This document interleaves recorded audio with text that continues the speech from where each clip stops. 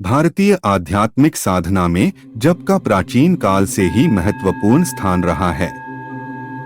इसका विकास समय समय पर भारत के महान संतों और योगियों ने विभिन्न युगों में अपने अनुभवों से किया है। जप उतना ही प्राचीन है जितना भारतीय संस्कृति, उपनिषदों तथा अन्य प्राचीन ग्रंथों में इनका विवरण किसी न किसी रूप में प्राप्त होता है। जब कोई भी हो नित्य दोषों को दूर कर चित्त शुद्ध करता है। अजपा जप उदाहरण के लिए जैसे एक प्रेमी अपनी प्रेमिका से कहता है कि हर सांस में आपका नाम है, यही जप अजपा जप है जो प्रकृति के द्वारा सभी को मिला हुआ है। श्वास प्रश्वास की प्रक्रिया पर अपनी चेतना को केंद्रित करके किया जाने वाला जप अजपा जप कहलाता है। यह जप सबसे सरल और उच्च कोटि का माना गया है। योग में चित्त शुद्धि की बहुत सी साधनाएं हैं, परंतु हर साधना का प्रभाव अलग अलग होता है। अर्थात कुछ साधनाएं ऐसी हैं जिन्हें साधारण व्यक्ति नहीं सह सकता, इसलिए प्रत्येक को या चाहे जिसको शक्तिपात नहीं कराया जा सकता, क्योंकि मनुष्य की प्रकृति 3 प्रकार की होती है, सात्विक, राजसिक और तामसिक। इन तीनों प्रकृतियों के मनुष्यों के लिए आध्यात्मिक क्षेत्र में साधनाएं भी अलग अलग हैं। यदि तामसिक प्रकृति के मनुष्य को सात्विक प्रकृति की साधना करवाई जाएगी या सात्विक प्रकृति के मनुष्य को तामसिक प्रकृति की साधनाएं करवाई जाए तो वह निश्चित पागल या रोगी हो जाएगा। परंतु अजपा एक ऐसी साधना है जो हर प्रकृति के व्यक्ति के लिए उपयुक्त है। यह जप अपने आप में एक पूर्ण साधना है। हकारेण बर्हिर्याति सकारेण विषेद पुनः हंसेहन सेत्यमो मंत्रण जीवो जपति सर्वदा। अजपा नाम गायत्री योगिना मोक्षदायिनी। अस्याः संकल्पमात्रेण सर्वपापैः प्रमुच्यते। कुंडलिन्या समुद्भूता गायत्री प्राणधारिणी। प्राणविद्या महाविद्या यस्ता वेत्ति स योगवित्। प्राण वायु के हकार की ध्वनि से बाहर जाने पर और सकार की ध्वनि से भीतर आने पर हमसेहंस मंत्र की उत्पत्ति शरीर में 21,600 बार होती है। इस हंस मंत्र से सोहम शब्द की उत्पत्ति होती है। हंस मंत्र का जप ही अजपा गायत्री है। यह योगियों को मोक्ष प्रदान करती है।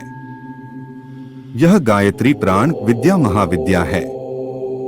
जो योग साधक अजपा जप करता है, जिसकी चित्तवृत्ति तेलधाराव्रत अनवरत ओम सोहम तथा परमात्मा के इष्ट नाम मंत्र के जप में लगी रहती है, जिसका मन ब्रह्मरंध्र शून्यवाद में रमण करता है, अर्थात ऊर्ध्वमुखी रहता है, जिसके इंद्रिय समूह चंचलता को छोड़कर स्ववश रहते हैं, जो विनश्वर शरीर को ब्रह्मानुभूति रूपी अग्नि में परिशुद्ध कर देता है, उस योगी की वंदना साक्षात भगवान शिव करते हैं।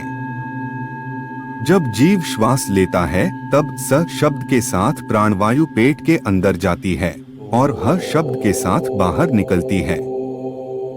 एक व्यक्ति साधारण स्वरूप स्थिति में स्वभावत प्रत्येक 24 घंटे के भीतर 21,600 बार श्वास लेता है। एक आध्यात्मिक जिज्ञासु के लिए यह आवश्यक है कि वह अपनी प्रत्येक श्वास पर ध्यान दे और उसके महत्व को समझे। श्वास प्रक्रिया के नियमित दीर्घकालिक अल्पकालिक करने के लिए किसी बाहरी प्रयत्न पर नहीं बल्कि श्वास प्रक्रिया पर ध्यान देना होता है। जिज्ञासु की कोशिश होनी चाहिए कि उसकी कोई भी श्वास कम से कम जागृत अवस्था में व्यर्थ न होने पाए। यही वह सत्य है जिसे प्रत्येक श्वास अव्यक्त रूप में उसके हृदय में ध्वनित करती है। यह अजपा जप है। महायोगी गोरखनाथ जी कहते हैं कि अजपा की तुलना में कोई भी अन्य विद्या, कोई भी अन्य जप और कोई भी ज्ञान नहीं रखा जा सकता है। जैसा कि एक संत ने कहा भी है कि ऐसा जाप जपो मन लाई, सोहम सोहम सुरता गाई। 600 सहस 2100 जाप अनहद उपजय आफिया। अजपा के नियमित अभ्यास से श्वास प्रक्रिया सामान्य होती है, जो समाधि अवस्था में पहुंचाने में सहायक होती है। हमारे इस भौतिक शरीर में 10 प्रधान वायु हैं। हृदय देश में प्राण वायु उच्छ्वास और निश्वास का संचालन करती है। यही प्राण वायु हकार की ध्वनि के साथ बाहर तथा सकार की ध्वनि के साथ भीतर आती है। गुदा देश में अपान वायु रेचक पूरक कुंभक की सामर्थ्य से युक्त होती है। नाभि प्रदेश में समान वायु रहती है। यह जठराग्नि को दीप्ति करती है और भोजन के रूप में ग्रहण किए गए पदार्थों को रसयुक्त करती तथा पचाती है। ज्ञानवायु शरीर में व्याप्त नाड़ियों का शोधन कर कांति और तेज को बढ़ाती है। कंठ में उदान वायु रहती है। इसका कार्य वमन, भाषण और शरीर से प्राण का उत्क्रमण है। प्राणवायु शरीर में व्याप्त रहकर अंग प्रत्यंग के संचालन में सहायता करती है। कूर्म वायु का कार्य आंखों की पलकों को खोलना और बंद करना होता है। कृकल वायु का कार्य है डकार उत्पन्न करना तथा मूत्र बढ़ाना। देवदत्त वायु जभाई लेने में सहायता करती है तथा धनंजय वायु समस्त शरीर में व्याप्त रहकर अव्यक्तनाद उत्पन्न करती है। हकार कीर्तितः सूर्यष्ठकारश्चंद्र उच्यते। सूर्याचंद्रम सूर्योगाद हठ योगो निगद्यते। हमारी दाहिनी नासिका से होकर जाने वाली नाड़ी सूर्य अथवा पिंगला है तथा बाईं नासिका से होकर जाने वाली नाड़ी चंद्र अथवा इड़ा है। स्वर विज्ञान के अनुसार जब इड़ा पिंगला दोनों नाड़ियां समान रूप से चलती हैं, तो वह समय सभी प्रकार की आध्यात्मिक साधना अथवा शुभ कार्य के लिए उत्तम होता है। अजपा में सर्वप्रथम आने जाने वाली श्वास के प्रति चैतन्य रहना चाहिए। श्वास सहज नहीं रहेगी। स्वाभाविक श्वास रात्रि में भी रहती है, परंतु वह अजपा नहीं है। सचेतन मन से आने जाने वाली श्वास को देखना होगा कि श्वास कहाँ तक जा रही है। जब श्वास लेते हैं तो वायु नाभि तक जाती है तथा छोड़ते समय नाभि से आती है। श्रीमद् भागवत में भी अजपा के संदर्भ में स्पष्ट कहा गया है। अपाने जुहूवते प्राणन प्राणेपान तथा प्रे प्राणापानगति रूद्ध्या प्राणायाम परायण है। अपरे नेताहारा प्राणान प्राणेषु जुह्वति। सर्वेप्येते यज्ञविदो यज्ञक्षपित कल्मषा है।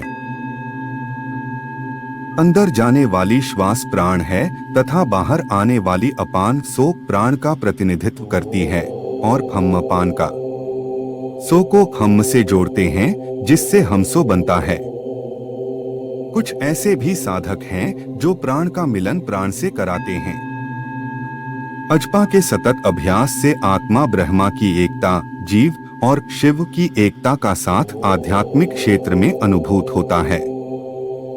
सभी प्रकार की विषय कामना, घृणा, ईर्ष्या, भय, चिंता, अनमनस्कता दूर हो जाती है और हृदय में आत्मपूर्णता की चेतना के आनंद का अनुभव होता है।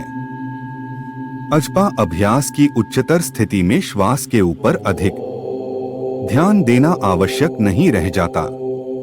आत्मा और ब्रह्मा की आनंदमयी एकता की भावना में श्वास पर केंद्रित ध्यान क्रमश लय हो जाता है। अह की चेतना समाप्त हो जाती है और केवल एक ज्योति से प्रकाशित अभेदात्मक आनंदमयी चेतना रह जाती है। इस प्रकार अजपा के अभ्यास से समाधि की प्राप्ति हो जाती है। गोरखबानी में गोरखनाथ जी कहते, पवना रे तू जासी कौने बाटी, जोगी अजपा जपै त्रिवेणी के घाटी। चंद गोग टीका करिले सूर करिले बाटी, मुनि राजा लूगा धोवे गंग जमुन की घाटी। हे पवन प्राण, तुम किस रास्ते जाओगे? त्रिवेणी त्रिकुटी में योगी अजपा जप कर रहा है। यह मार्ग बंद है। चंद्र और सूर्य नाड़ी से प्राण अवरुद्ध कर सुषुम्ना में प्राण को प्रवाहित कर इस शरीर रूपी कपड़े को धोता जा। अजपा के सतत अभ्यास से साधक उच्चतर स्थिति में पहुंचकर सच्चिदानंदमय हो जाता है। विभिन्न चरणों में इसका अभ्यास करके साधक वास्तविक शांति प्राप्त कर सकता है। अजपा का अभ्यास कुर्सी पर, जमीन पर या किसी आसन, पद्मासन, सिद्धासन या सुखासन में किया जा सकता है। अजपा के समय ध्यान के केंद्र पर मस्तिष्क को एकाग्र करना चाहिए। यह ध्यान का केंद्र आज्ञा चक्र, भ्रूमध्य, अनाहत चक्र या शरीर का कोई अन्य केंद्र हो सकता है अजपा में श्वास गहरी तथा आरामदायक होनी चाहिए। अजपा द्वारा रोगोपचार। प्राण मंत्र और चेतना को संयुक्त करने से अजपा बनता है। यह केवल पूजा और जप का एक तरीका मात्र नहीं है। अजपा केवल साधना नहीं है। अजपा सिर्फ समाधि भी नहीं है। अजपा सिर्फ प्राणायाम भी नहीं, वरन अजपा मनुष्य के तीनों आधिभौतिक, आधिदैविक और आध्यात्मिक तापों का शमन करता है तथा विभिन्न तनावों, क्रमशः शारीरिक तनावों, मानसिक तनावों तथा भावनात्मक तनावों को दूर कर शांति प्रदान करता है। अजपा का सतत अभ्यास कुंडलिनी जागरण में सहायक हो सकता है। अजपा अनिद्रा, हृदय रोग, सिर दर्द आदि अनेक रोगों में भी रामबाण साबित हुई है। 3 प्रकार के तापों को शमन करने के लिए सिद्धों ने एक मंत्र दिया जिसे अजपा गायत्री कहते हैं। इसके विभिन्न चक्रों के स्थान, देवता तथा अजपा की संख्या बताई गई है। इसका अभ्यास करने से साधक सभी प्रकार के तापों का शमन करके परम सुख और शांति का अनुभव करता है।